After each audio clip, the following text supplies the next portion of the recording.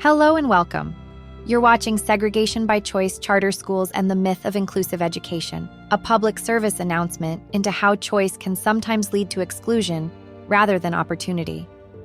This presentation was created by Flor Hernandez, Stanley Labanowski, Summer Ricks, and Diana Rios. Let's explore the realities behind the rhetoric and ask, are charter schools achieving their stated goals? Welcome to Charter Schools, the myth of inclusive education. Charter schools promised innovation and diversity, but reality tells a different story. 70% of Black students are hyper-segregated in charters versus 34% in traditional public schools. While Brown versus Board declared separate schools inherently unequal, today's charters often reinforce segregation. Underfunded special education and low-income programs deepen these disparities. Parents, your informed advocacy can change this. Make your voices heard at school board meetings and with policymakers. Charter schools promise innovation, choice, and diversity in public education. But does reality match the rhetoric? While charters claim to build diversity by design, intensely segregated schools rose from 45% in 2000 to 59% in 2021. They hail innovative, equitable resources, yet many employ predominantly early career teachers. Parental choice is pitched as empowerment, but families with cultural capital navigate admissions best. And though they pledge inclusive support for special education, hyper-segregated charters often under-resource these programs. Charter schools are legally obligated to comply with the Individuals with Disabilities Education Act, Section 504 of the Rehabilitation Act, and the Americans with Disabilities Act. Despite these legal obligations, charter schools continue to go against the standards. For example, recent complaints towards Washington, D.C. and New Orleans charter schools state they fail to hold disciplinary meetings and do not evaluate and serve students with disabilities. According to the U.S. Government Accountability Office, charter schools enroll a lower percentage of students with disabilities.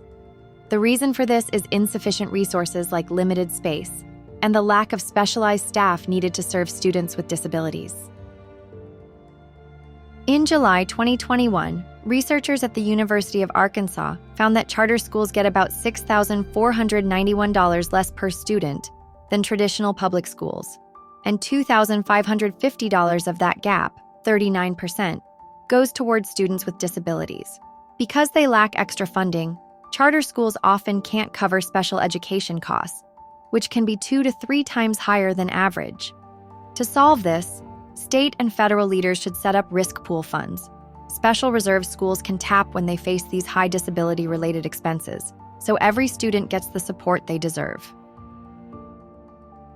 Parental involvement in charter schools is often framed as empowerment through choice, but this choice is far from equal. The myth of free choice hides the reality that only certain families can fully participate in the charter system.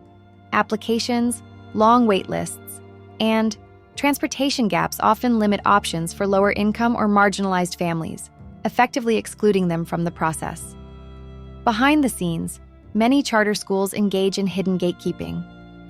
Through selective enrollment practices or by discouraging students with disabilities or behavioral challenges, these schools create barriers that maintain exclusivity. So who really gets to choose? In many cases, it's white, middle-class families who shape the norms and culture of charter schools, leading to racial and socioeconomic segregation. Despite being labeled inclusive, these schools often fail to reflect the diverse communities they serve. The historical relationship between charter schools and inclusive education is marked by both potential and challenges. While charter schools were initially envisioned as a way to improve educational outcomes for all students, particularly those from underserved communities, concerns have been raised about their impact on inclusion and equity. This visual juxtaposition challenges the narrative that charter schools promote equity. By comparing past efforts for school integration with today's charter school demographics, we expose the reemergence of systemic segregation. The illusion of inclusivity masks a troubling regression, one that erodes the civil rights progress symbolized by Brown versus Board of Education. Our children deserve schools that reflect the full diversity of our communities, But charter schools are falling short. It's time to reclaim the promise of inclusive education. Join the movement, attend your local school board meeting. Demand policies that ensure equity, diversity, and belonging. Mobilize community members to take concrete action for educational equity by advocating for inclusive charter school reform. This PSA empowers viewers with a sense of agency and urgency while offering immediate steps for involvement. Together, we can build schools where every child feels seen, heard, and valued.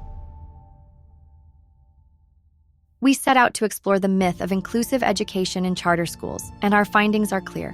While charter schools vowed innovation and diversity, they now resegregate Black students at alarming rates and remain under-resourced in both special education and funding. School choice sounds empowering, but in practice it leaves low-income families out. These modern segregation patterns betray the promise of Brown versus Board.